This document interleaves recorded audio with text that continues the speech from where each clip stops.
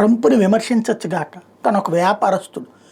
ఏ టైంలో scarcity create చేయాలి, ఏ టైంలో ధర పెంచాలి, ఏ టైంలో ధర తగ్గించాలి, ఏ టైంలో లాభం ఎక్కువ సంపాదించాలన్న ఆలోచన తెలిసినోడు.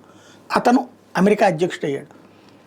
ప్రపంచ దేశాలకు ముందుగానే ఒక హింట్ ఇచ్చాడు, మీ మీద టారిఫ్లు వేస్తాను జాగ్రత్త, ఎందుకంటే మా దగ్గర నుంచి మీరు కొనుక్కుంటున్న వాటికేమో ₹10 పన్ను చెల్లిస్తున్నారు, మీ దగ్గర నుంచి మా దగ్గరికి పంపించేటటువంటి వాటి మీదనేమో, అంటే మేము పంపిస్తే మా దగ్గర నుంచి సరుకులు అయితేనేమో మీరు ₹100 వేస్తున్నారు, మీ సరుకులకి మేము వేస్తుంది ₹10, అంటే మీరు మా దేశానికి పంపించినప్పుడు మేము ₹10 వేస్తుంటే మా సరుకులు మీ దగ్గరికి పంపించినప్పుడు 30 అంటారు, 50 అంటారు, 70 అంటారు, 100 అంటారు, ఒక క్లారిటీ లేదు.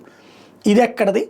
మీరెంత వేస్తారు మేము అంతే వేస్తాం, లేదా మీరు తగ్గించండి మేము తగ్గిస్తాం అన్నటువంటి ఒక బేరం పెట్టాడు. ఆ బేరానికి ఇష్టపడక ఒక మీడియా హైప్ క్రియేట్ చేశారు. బట్ అతను వినలేదు, టారిఫ్లు వేశాడు.